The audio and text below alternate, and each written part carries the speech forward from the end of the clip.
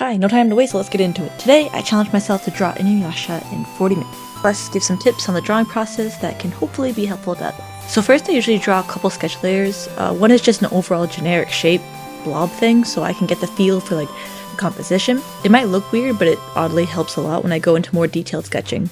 Next, I lower the opacity a lot so that I can focus most on what I'm currently drawing without being too distracted by all the different lines. This sketch is really just supposed to be a bit rough and help me still warm up in a way. Then when that's done, I do a bit more detailed sketch, so I have a little less guesswork when it comes to the line art. I'm a bit of a perfectionist, so I tend to get stuck in the sketch phase for too long, focusing a lot on little details that I'm gonna line over anyway. So that's kind of why I'm challenging myself to do a really quick 40-minute speed paint so that I don't get too fixated on these tiny little details, and hopefully build more confidence in my strokes and hopefully get a little bit faster. I'm sure you noticed the little box I have open on the left hand side. So this is the reference. You can use it to have pictures and anything, but I use it to look at the canvas as a whole, because sometimes when you're so focused on little details and you're really zoomed in, and you tend to forget what the whole thing looks like, and once you zoom out, it does not look like how you thought it was. After I finished the more detailed sketch, I fixed the little errors or issues I saw along the way before jumping into the line art phase. You can see I'm using the liquify tool, and liquify has definitely become my best friend, but if you use it on line art, it tends to kind of make it a bit blurry, so just be warned about that. And also, as you can see, as I go into the line art, I prefer a brush that allows me a little more flexibility. I don't really have crisp, clean lines. I tend to the brushes that allow me a little more flexibility, and I go over all the lines quite a lot. I think I'm scared of how permanent it feels if it's the other type of pens. So I use this one because it feels a little bit maybe rougher, but not unclean. So it's just the one that I prefer using. And it also, it has really good pressure points, so that when I push at certain times, it's a little bit thicker, and that helps give the line art more weight and depth, and I like how this adds to the overall piece. So funny thing is, I actually used to hate drawing hair because I just did not know how to draw it without looking weird. But I have learned through a lot of practice about how the movement can really complement the overall position.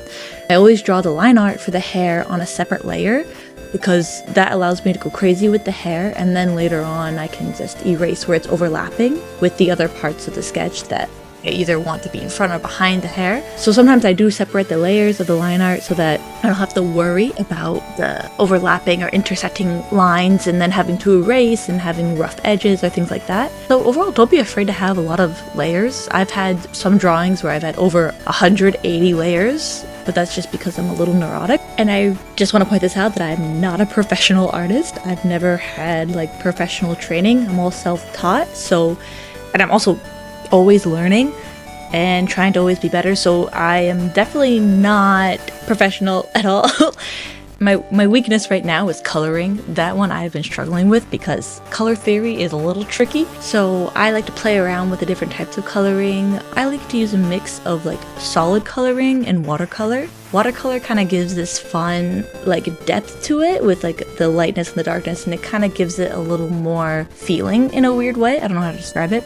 But the parts that I want to add a lot of extra layers to, I usually add a solid color, and this makes sure there's no gaps and that the coloring for the other layers will be even. And the lasso tool is really a helpful thing I use for every single piece of artwork I do. Especially when it comes to the watercolor, it helps to make sure that I'm coloring within the right restraints. So this is really helpful. Also, when it comes to doing the shadows and everything, when I use a gradient brush or a soft airbrush, because I love using airbrushes because it allows not just one flat color, but to have a little bit more of a light and darkness to it.